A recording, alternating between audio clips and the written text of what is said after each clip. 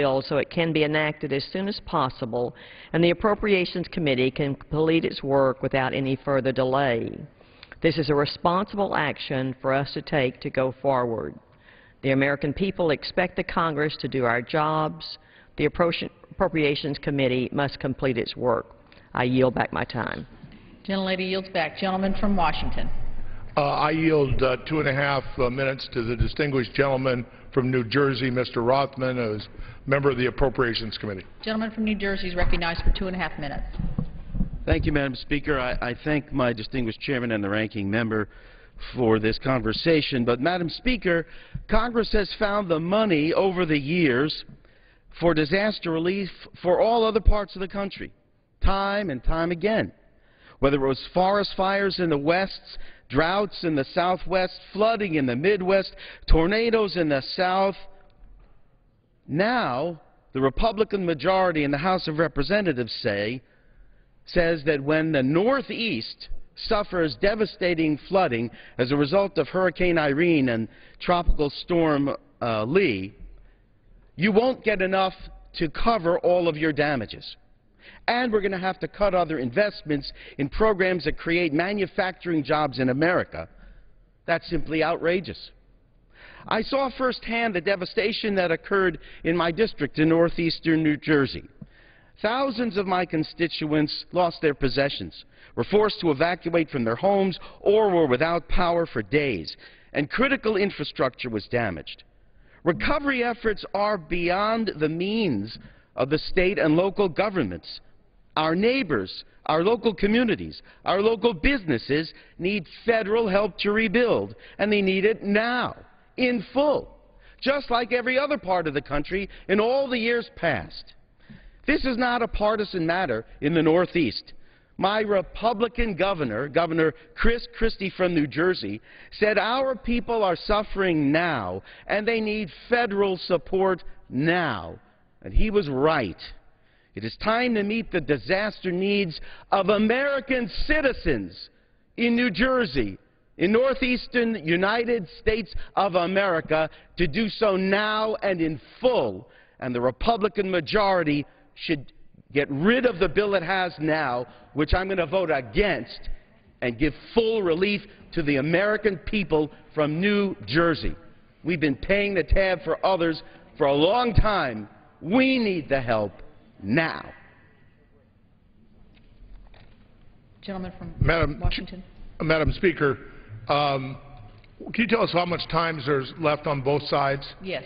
The gentleman from Washington has 9.5 minutes remaining, and the gentleman from Kentucky has 14.5 minutes remaining. Gentleman from Kentucky. Madam Speaker, I yield 2 minutes to a very hard-working member of our committee, Mr. Cole of Oklahoma. Gentleman from Oklahoma is recognized for 2 minutes. Thank you, Madam Speaker, and I thank the gentleman for yielding. Madam Speaker, I rise to urge support of H.R. 2608, the Continuing Resolution Act of 2012. Frankly, I'd hoped not to be here in this particular capacity. I'd hoped by this point this year we would have been able to restore complete regular order and move our appropriations bills through in a normal fashion. And frankly, thanks to the leadership of Chairman Rogers and the cooperation of Chairman Dix, we've made a lot of progress in doing just that, and hopefully next year we'll be able to complete that progress and build upon what's been accomplished this year. However, there is a genuine need for this continuing resolution at this particular time for a number of reasons. First, with all due respect, our friends on the other side of the aisle didn't write a budget for this year, and that took up quite a bit of time earlier this year, getting ready for 2011. Second, we all know we had a prolonged debate over the debt ceiling. That took up a lot of time. And finally, with all due respects to our friends on the other side of the rotunda, the Senate operates at a rather leisurely pace these days when it comes to budgeting and appropriating, and frankly has for several years. That needs to change. Some people in this chamber will oppose this bill because it, quote, doesn't have enough money for disaster relief. The reality is it does, and we can add to that once the continuing resolution is completed and the appropriations process moves forward as necessary with due diligence. Frankly, a lot of this talk about not having enough relief is simply a ruse to spend more money in other areas without being responsible and offsetting expenses from existing revenue. Some on my side of the aisle will oppose this legislation because it spends too much.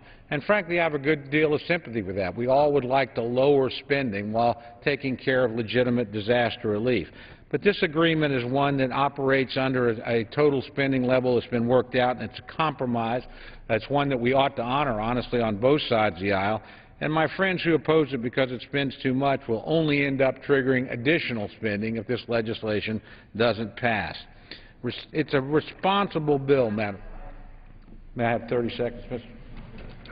Gentleman's yielded 30 seconds. I thank the The gentleman. gentleman is recognized for an additional 30 seconds. Just in closing, Madam Speaker, it's a responsible piece of legislation. We ought to act on it. Frankly, it shouldn't be a partisan football. We can take care of people that need relief fully and expeditiously. We can exercise our responsibilities in appropriate oversight fashion, and we can continue to work toward deficit reduction in the long term if we pass this continuing resolution. With that, I yield back. Gentleman yields back. Gentleman from Washington. Markey. I yield 2.5 minutes to the ranking Democratic member of the Natural Resources Committee, Congressman Ed Markey. Gentleman from Massachusetts is recognized for 2.5 minutes. I thank the gentleman from Washington State. We're having 100-year floods every year.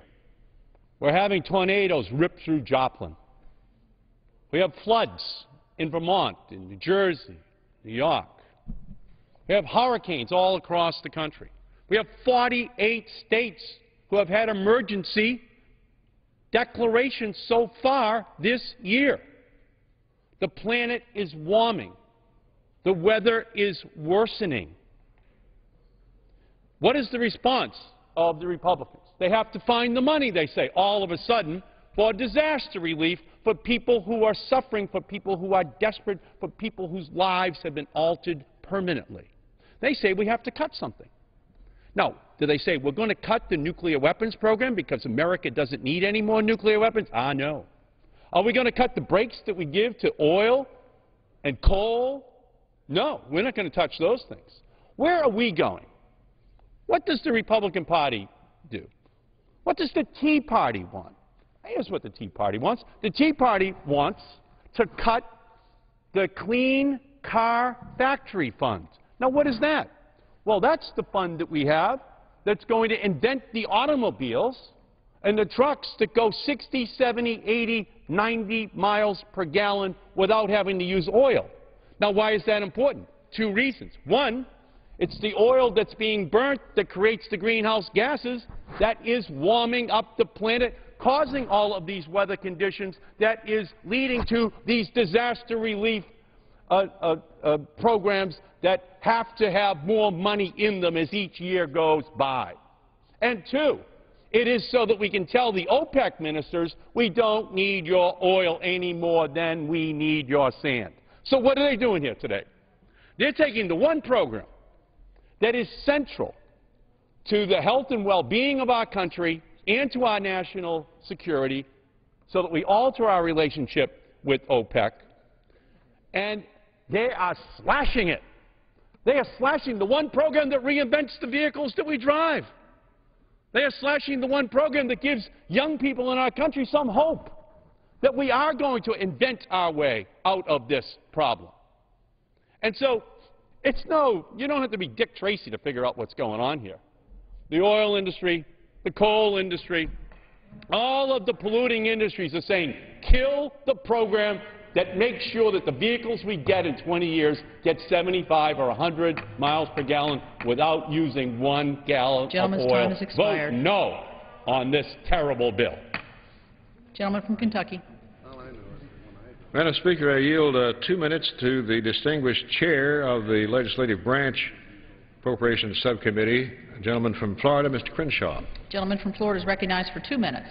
Thank you very much, Madam Speaker, and thank you for yielding the time. And I just want to urge my colleagues to vote in favor of this continuing resolution. You know, this body's been doing a lot of things to try to get the economy moving again, to try to put people back to work, create jobs. And one of the ways we can do that is to change this culture of spending into a culture of savings. Quit crowding out the private sector so that the private sector can come in and do the job creation that we know they can do. And we've taken some giant steps on stopping all the spending that's gone on here. Last year we did some good things. Eventually we funded the government at less than last year's level. And this year we hoped we would come in and do the individual appropriation subcommittees. In the House, we passed 6 of those through the full House. Unfortunately, the Senate only passed 1, and so we find ourselves now in a situation where we have to pass a continuing resolution. But again, all the subcommittee that came before this full House funded their subcommittees at less than last year's level. We now have a continuing resolution that has funding that's less than last year. It's been agreed to by the House, agreed to by the Senate, agreed to by the President. And we can argue about the process. We can argue about whether it should be a little more, a little bit less. But we'll give ourselves until November the 18th to finalize all the work that needs to be done. And so I think it's appropriate that we pass this, move forward, and continue to try to get a handle on the spending to help get our economy moving again. And so with that, I yield back my time. Gentleman yields back. Gentleman from Washington. I think the gentleman has a can we get the times? Yes, sir. The gentleman from Washington has 7 minutes remaining. The gentleman from Kentucky has 10 and a half minutes remaining. Why don't you have another one speak? Gentleman from Kentucky. I'll be happy to. Madam Speaker, I yield 3 minutes to the distinguished chair of the Labor HHS Chair of Subcommittee, the gentleman from Montana, Mr. Rehberg. Gentleman from Montana is recognized for 3 minutes. Thank you, Mr. Chairman. Madam Speaker, there is no phrase that better embodies the fact that something here in Washington is broken than government shutdown. Yesterday, we heard those words for the 2nd time in a year, and that tells us the old ways of doing things simply don't work anymore. It's time for a new direction. Every month we're faced with new unemployment numbers, new market losses, and new deficit figures. We can never forget that behind those numbers are people. Unemployment isn't just a number. It's people who worry about how they'll fill their gas tanks or put food on their table. Market losses aren't just lines on a graph. It's the retirement savings of seniors across the country who struggle to afford medicine they need. And the deficit isn't just borrowed money. It's the future being stolen from our children and our grandchildren. As Subcommittee Chairman of Labor, Health and Human Services and Education Appropriations, I support this continuing resolution. Not only does it prevent a government shutdown, it gives us time to finish working on the remaining appropriations bills in an open and transparent way. I look forward to my subcommittee introducing and debating their work. Let me tell you a little bit about it. As we've been crafting this bill, I've worked closely with you, members of this body, and listened to folks from Montana and throughout the country. We want it to be a balanced plan that fundamentally improves how the government spends its money, the hard-working money of taxpayers. We want to make government more accountable and efficient, saving as much as possible on top of the savings from earlier this year. In addition to eliminating inefficient programs, we'll improve the remaining government by defunding enforcement of unnecessary and overreaching regulations. These regulations cost jobs and hamper economic recovery. By spending strategically, we can maintain critical funding for things like education and biomedical research. To be successful in tomorrow's economy, our children need to be prepared for the skilled jobs that are going unfilled today. We also need to invest in basic research so the U.S. can continue to be a leader in biomedical advancements. Our subcommittee wants to do that. Our legislation will keep the promise we made to rein in government spending and government growth. It's the next step, not the final one. We still have a long way to go, but by finding ways to do more with less, we are changing the direction in Washington. That's what the American people want, and I'm confident that by passing this continuing resolution, it will give us the time to do it in the open and do it right. With that, I hope you'll vote for this continuing resolution. I yield back my time. Gentleman yields back. Gentleman from Washington. I yield 2 minutes to the distinguished gentleman from New York, Mr. Engel. Gentleman from New York is recognized for 2 minutes. I thank the gentleman from Washington for yielding to me, and I rise today in strong opposition to H.R. 2608, the Continuing Appropriations Act. of 2012. I oppose playing political games with FEMA disaster funding while American citizens are recovering from recent natural disasters that have wiped out homes, businesses, and lives. In an unprecedented move, the Republican majority requires an offset for FEMA funding. FEMA must be fully funded so that my constituents can continue recovering from the devastation of Hurricane Irene. By requiring this offset, we're playing politics with the lives of those who need our assistance most. Let me tell my Republican colleagues that if you want an offset, let's get rid of the Bush tax cuts for the rich. That's an offset that you won't want to get rid of. This bill presents a false choice, that we need to cut off one hand to save the other. The bill slashes funds from a program that would reinvigorate the manufacturing sector and decrease our reliance on foreign oil to fund FEMA. We can do both, and we need not buy into this ridiculous logic. In times of disaster, we must always take care of our citizens and our country first, period. Try telling my constituents who are struggling in the aftermath of the hurricane, sorry, you'll have to wait till we find an offset. Sorry, we really don't care about your problems. We have other pressing things to do. Reasonable Democrats and Republicans maintain the practice of helping constituents in the past. Why this policy has changed is beyond me. Madam Speaker, disasters are not associated with one political party, and helping our citizens should be a top priority of both. I urge a no vote on the CR and urge the majority to bring a bill to the floor that fully funds FEMA and doesn't harm job creation and does the right thing. I yield back. Gentleman yield. Gentleman. Will the gentleman yield? I'd be happy to yield. Does the gentleman realize that back in June, in this body, we passed with bipartisan support the Homeland Security bill, which contained $1 billion for FEMA, sent it to the Senate, and it's been laying there for the last 3 months. Did the gentleman know that? I know it, and unfortunately, well, if the gentleman will yield to me, yeah. I do know that, and unfortunately it's been difficult passing things in the Senate because, quite frankly, the minority filibusters everything to death, and getting the 60 votes is very, very difficult. Yes. Gentleman from Kentucky. Madam Speaker, I yield 2 minutes to the very hard-working chair of the Interior Subcommittee on Appropriations, the gentleman whose subcommittee held more hearings than any other, I think 22 different hearings. We had 150 committee-wide, but he won the award for the most hearings. Mr. Simpson, Idaho. Gentleman from Idaho is recognized for 2 minutes. I thank the chairman for yielding. You know, Mr. Speaker, many members of Congress, myself included, recognize that we want to get our economy going again.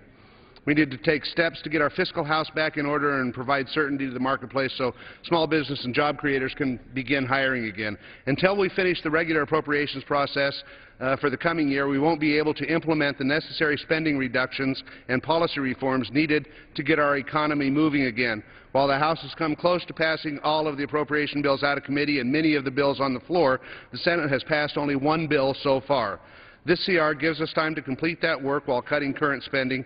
To me, that seems like a much more reasonable solution than threatening another government shutdown, which will only hurt the economy.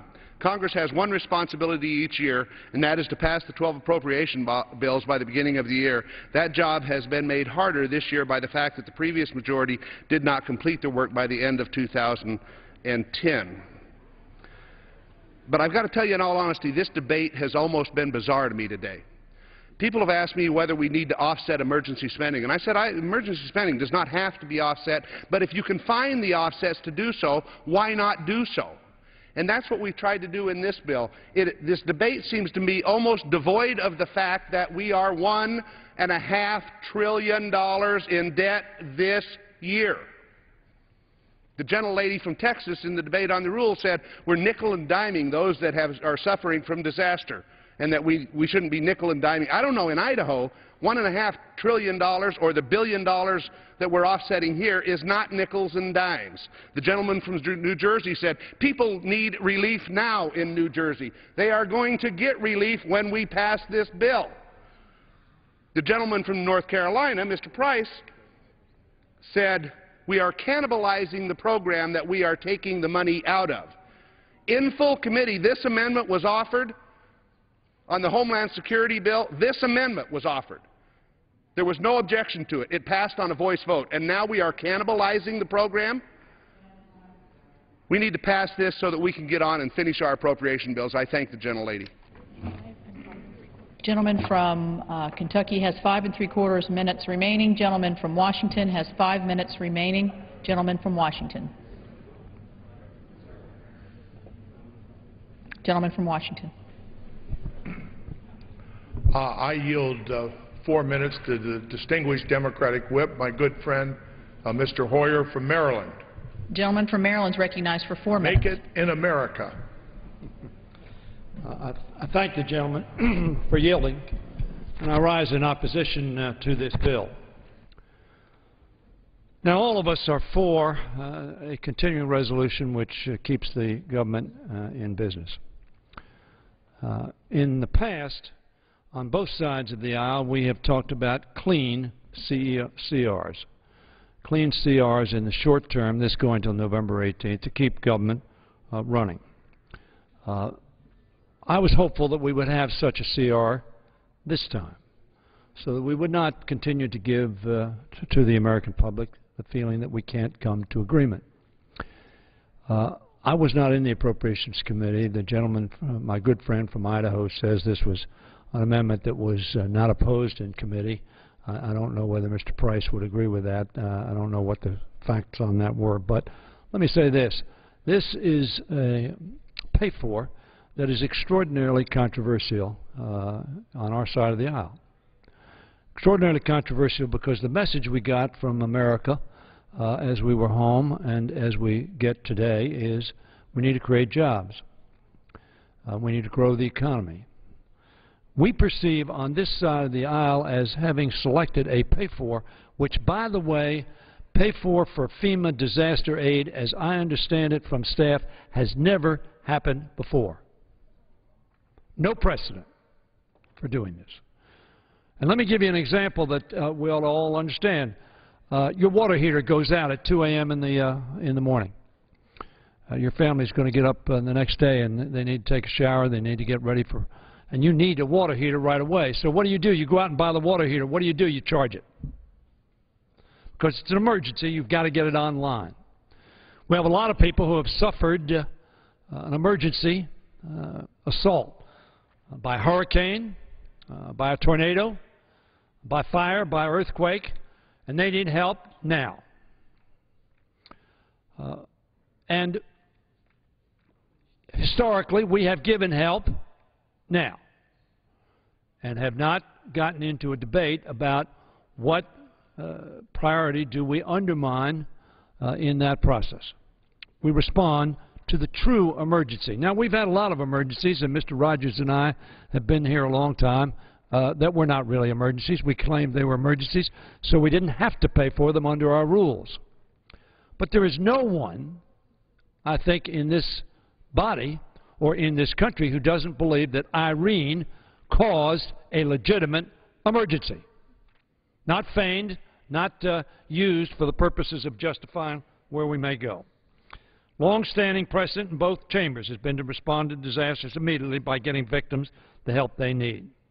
Just as a family can't budget in advance for a car breaking down or the water heater or something as I mentioned, we have provided in the agreement that we just made just a few weeks ago for headroom for exactly these kinds of emergencies. $11 billion. However, we did not provide that for 2011, but again, 2011 is when the emergency occurred and when the money is needed now. The Senate just passed a disaster relief bill that adheres to this precedent, and it passed with overwhelming, well, not overwhelming, significant bipartisan support.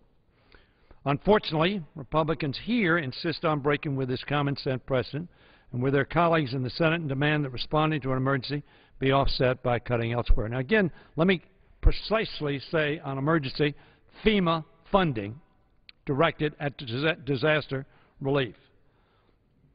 Now, the problem we have is that the target for paying for this is what we perceive to be a job creator. So as a result, I would ask that we reject this bill. We have some time left to do another CR that we ought to agree on in a bipartisan way, a clean CR, short term, so that, yes, we can, as the gentleman from Idaho said, get on with our business. And I urge my colleagues to oppose this bill. I yield back the balance of my time. Gentleman from Kentucky. Madam Speaker, I yield 2 minutes to a very hard-working member of our committee, gentleman from Alabama, Mr. Bonner. Gentleman from Alabama is recognized for 2 minutes. Thank you, Madam Speaker, and I appreciate the gentleman from Kentucky yielding time. As a member of the Appropriations Committee, I rise in support of the continuing resolution that is before us today. This CR continues government operations at an amount agreed to by the Congress and the White House in the Budget Control Act just a few weeks ago, as was noted by the distinguished Democrat whip. But make no mistake, the American people spoke loudly last November, and the message was clear. We need to spend less, and both the House Budget Committee and the House Appropriations Committee have been at the vanguard of meeting that challenge.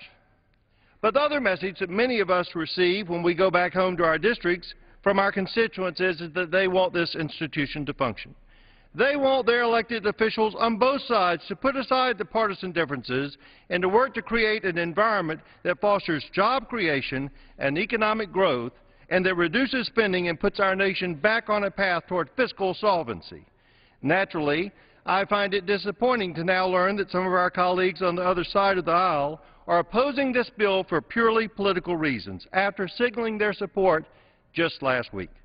And to my friends in our own conference who believe we should make deeper cuts than this CR, I would say we agree. The House has voted to reduce spending further on multiple occasions, and this Appropriations Committee has reported many bills to do so as well.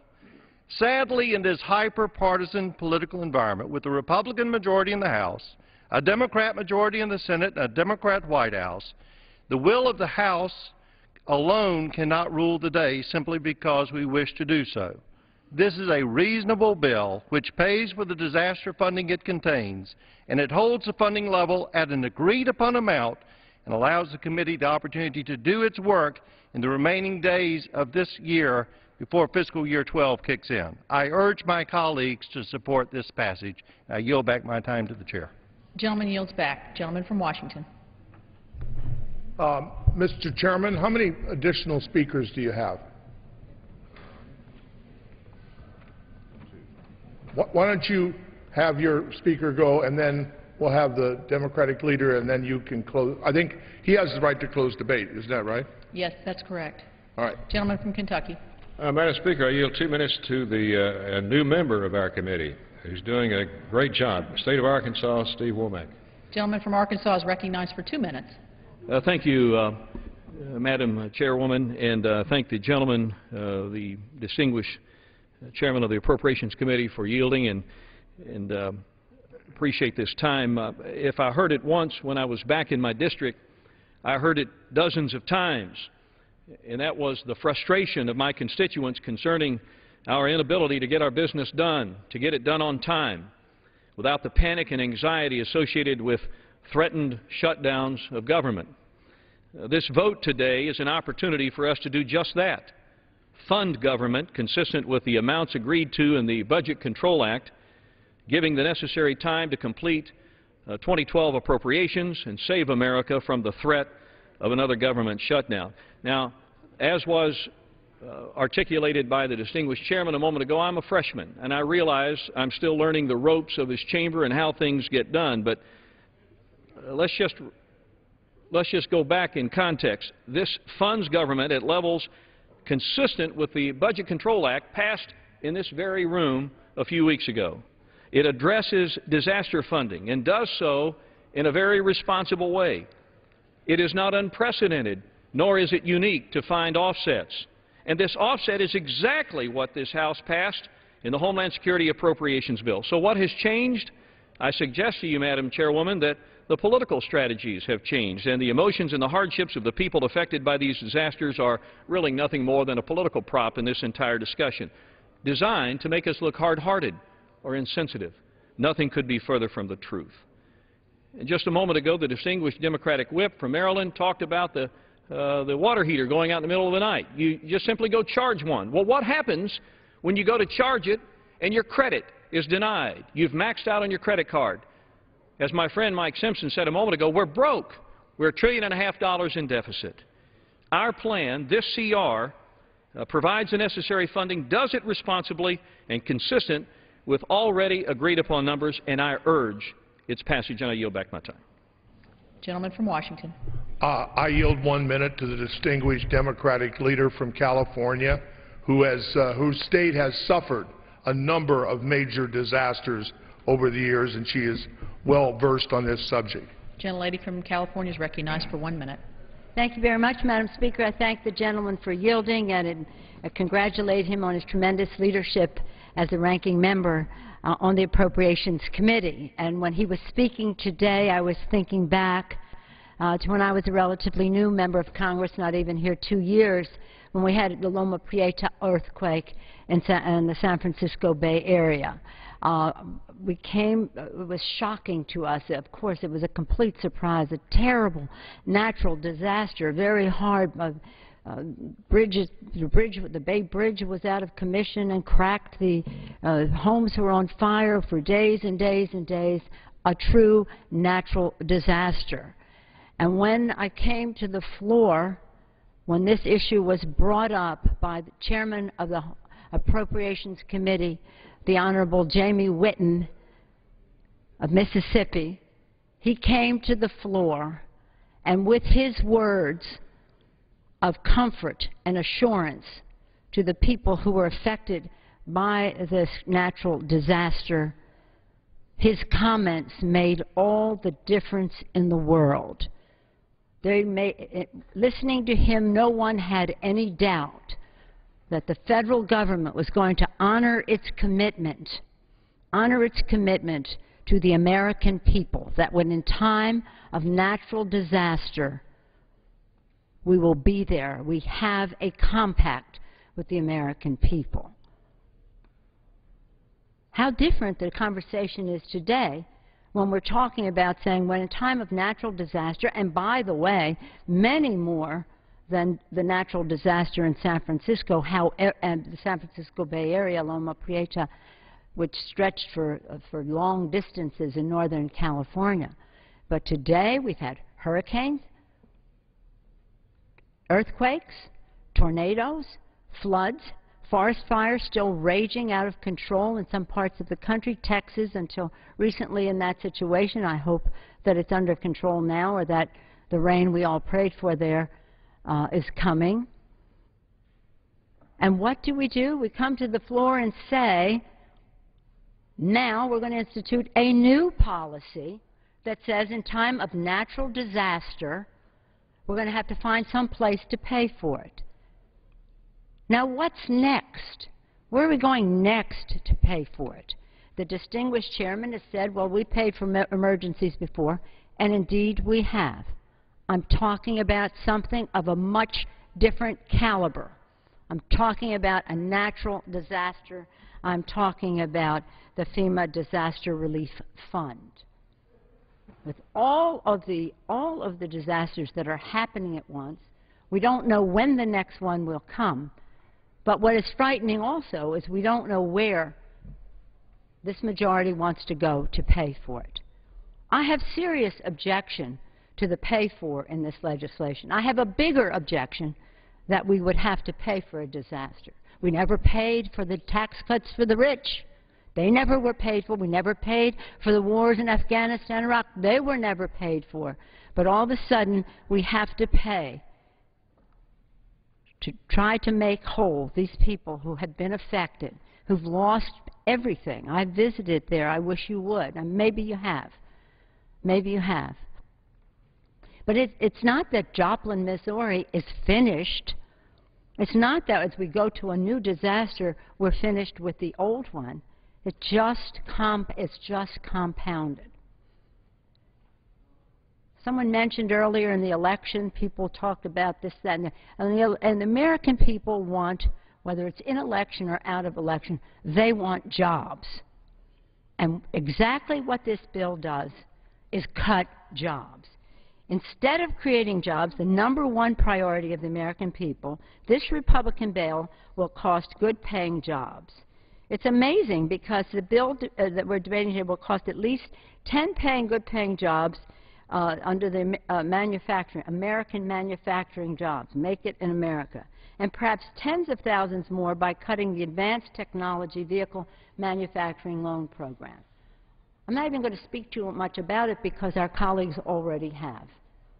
They've talked about how this takes us to the next place in innovation and competitiveness for our country, the next place in technology for cars that will reduce emissions, which will help to stop some of these natural disasters. These loans are proven to be effective. They've already created 42,000 jobs, putting America to work in cleaner, and making cleaner, more efficient American cars. We shouldn't have to choose between creating jobs and caring for those struggling in the aftermath of disasters like Hurricane Irene and the earthquake that preceded it and the floods that continue. One of the speakers, a gentleman whom I respect, said this is a political move. Well, if there is anything that is not political in our country, it is a natural disaster. You want to talk politics?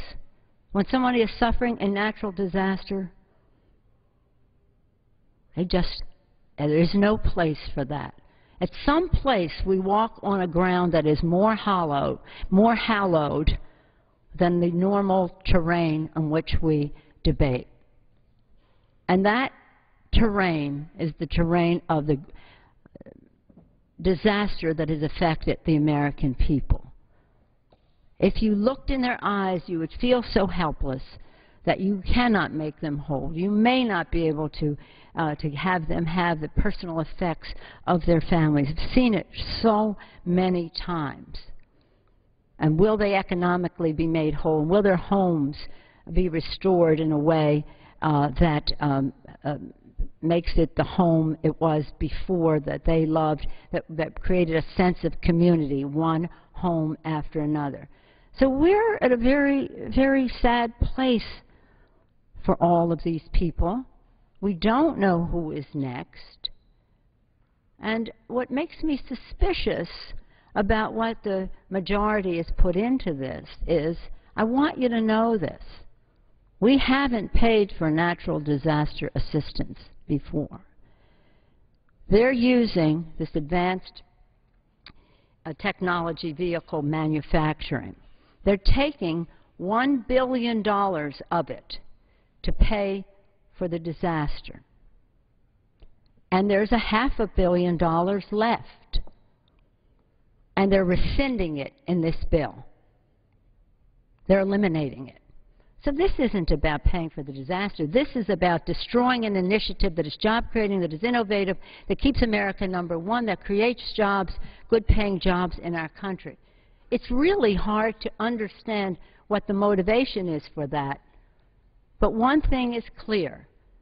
They are using the disaster to eliminate that initiative. And that's just not right. But even if they had the best offset in the world, I still think it is wrong for them to go down a path that says, this time, for your disaster, we're using this technology program. What's next?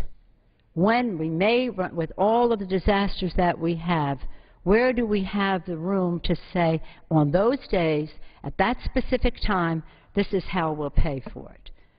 Let's instead do something that gives hope to people, that creates an economic boomlet in these places that have been affected, and not a discouragement that they are being treated differently than anybody else has in time of natural disasters. I heard the distinguished chairman use the term emergency. It's a different story. It's a different story. It is with great sadness that we try to meet the needs of people at this difficult time. It's a great sadness that we even have to have a debate about it.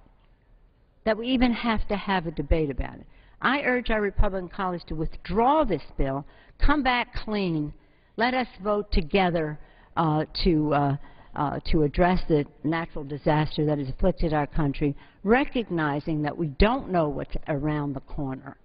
And as one of our colleagues said we were going to pay for everything. We don't know what God has in store for us for the next disaster. We hope and pray that whatever it is, we have the strength to meet the needs of our people in a way that has nothing to do with politics, but everything to do with America. With that, I urge my colleagues to vote against this reluctantly, because I would love for us to join together, but not in its present form, and yield back the balance of my time. Gentlelady yields back. Gentleman from Kentucky. I yield myself the balance of the time. Gentleman's recognized.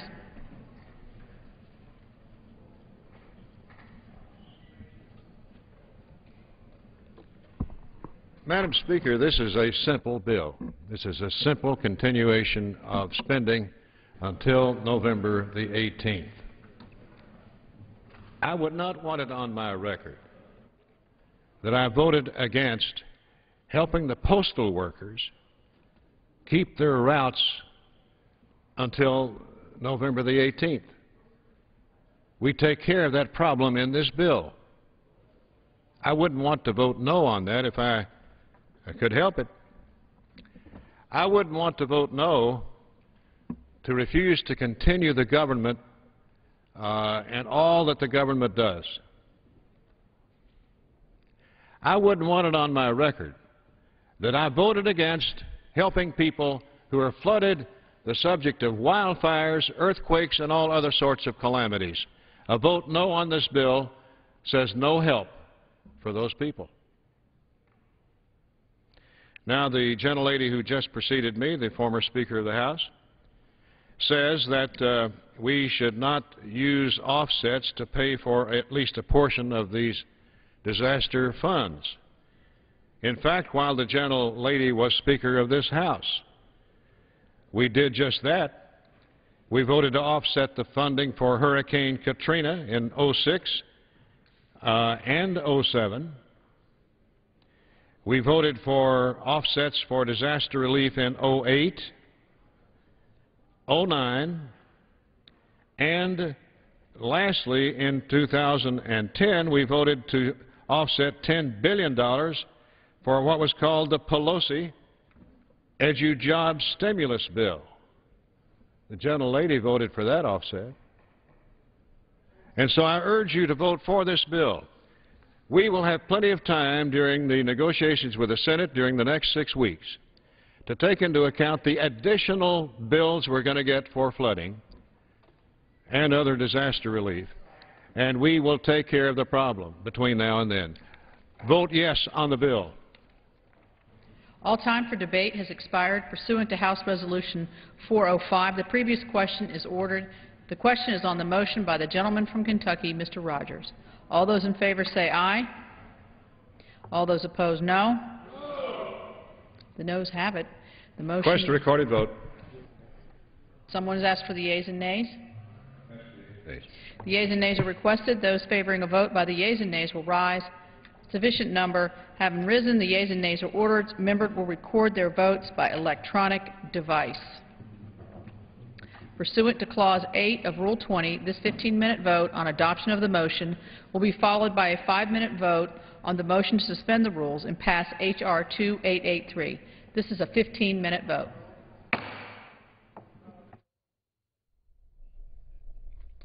This House measure, the continuing resolution, provides funding authority for 7 weeks from October the 1st, the ostensible start of the new fiscal year, through Friday, November the 18th, funding the federal government at just about near fiscal year 2011 levels. This is a 15-minute vote. The Republicans have added to the bill $3.6 billion in disaster relief funding. About $1.5 billion of that is to be paid for by offsets or cuts in other areas, and that's been the center of much of the debate this afternoon in the U.S. House. Harry Reid, the majority leader in the Senate, plans to, when the bill, after passage in the House, if it passes the House, to include in the Senate bill $6.9 billion in relief funding that was contained in an earlier Senate-passed appropriations measure. CQ Congressional Quarterly writes that Harry Reid plans to strike out the existing House language on disaster relief. So the House version being voted on now, 15-minute vote. One more vote will follow this, and that'll do it for legislative work this afternoon in the House. Chad Pergram, who is a producer for Fox covering the Congress, says he tweets, look for a lot of GOP defections. Senior aides concede vote will be close, but CR should pass. And ahead of the vote today, the Hill wrote about Democratic opposition putting additional pressure on Republican leaders to rally support of their troops for the sake of passing the Republican package. So the final vote here on the continuing resolution on the House floor.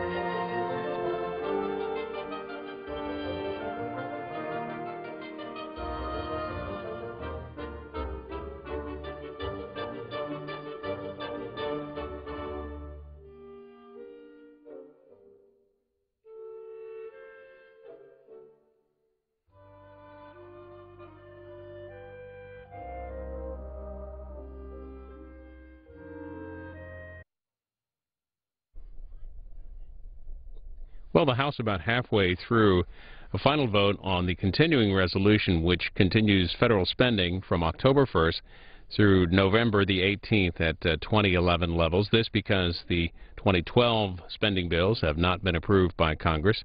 Peter Kasperwitz of The Hill, writing his Floor Action blog this evening, says the House is poised to approve a continuing spending bill that would cut $1.5 billion from the Department of Energy's Advanced Technology Vehicles program, despite Democratic objections that this program helps create U.S. jobs. He writes, Republicans are proposing to cut the energy program, the DOE program, to help give another $1 billion to the Federal Emergency Management Agency, FEMA, for fiscal year 2011. But Democrats spent much of this afternoon arguing that that is wrong to cut, a wrong cut to make at a time of economic uncertainty. That's from the Hill's Floor Action blog this afternoon.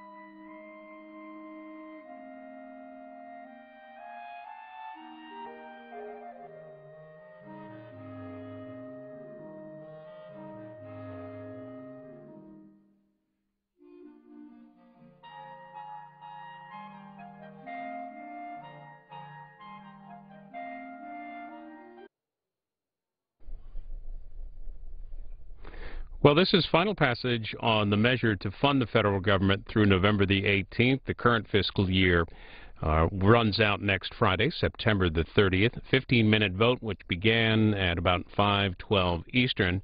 And still lots of votes to go. And perhaps some of the background on why the vote going a little slow this afternoon. The TPMDC writes, Brian Butler writes that the House Democratic leadership is urging all caucus members to oppose the Republican legislation. Quote, Democratic members are urged to vote no on the previous question and the bill, as disasters are an emergency and we should not have to cut good-paying American jobs to provide essential disaster relief for families. TPMDC quoting a memo from Minority Leader Nancy Pelosi's office earlier today. Also, Fox producer on Capitol Hill, Chad Pergram, writing about the so far now 13 Republican no votes. He writes that GOPers who don't want to vote no but need to will keep powder dry until they know that this will go. So the vote timing has run out, but still, as you can see, lots of members yet to cast their vote.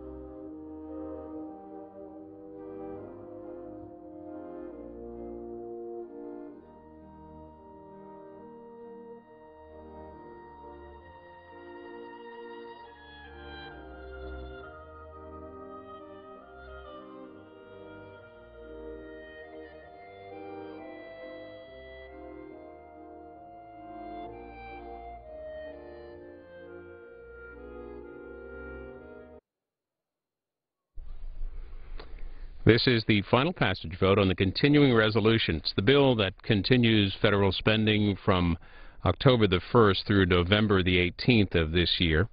And this vote got underway 20 minutes ago, or a little bit more, about 5:12 Eastern.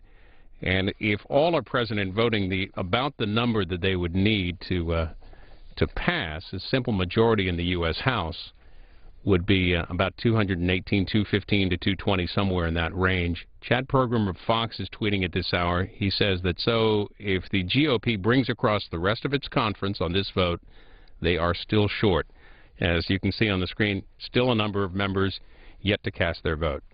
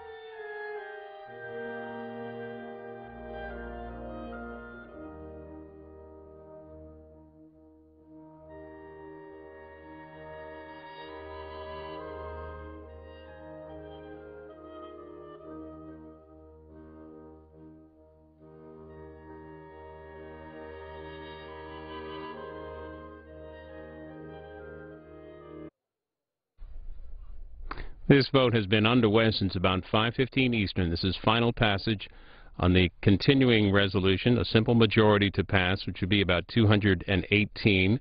Our Capitol Hill producer Annie Tin tweets that 39 Republicans are voting against the CRs. Now it's up to 42. She tweets it may be too many to pass the bill. Capitol Hill producer Jill Jackson tweeting the vote's still happening, but there are enough votes right now to bring down the CR. Again, the time has run out on the clock, but as you can see, 12 votes left, and as of this point, the vote is failing.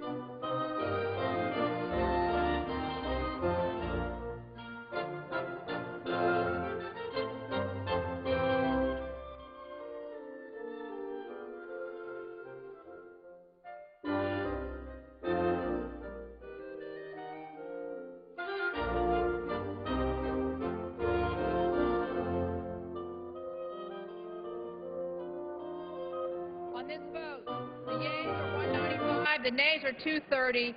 The motion is not adopted. Without objection, a motion to reconsider is laid on the table. The unfinished business of the vote on the motion of the gentleman from Kentucky, Mr. Davis, to suspend the rules and pass H.R. 2883 as amended, on which the yeas and nays are ordered. The clerk will report the title of the bill.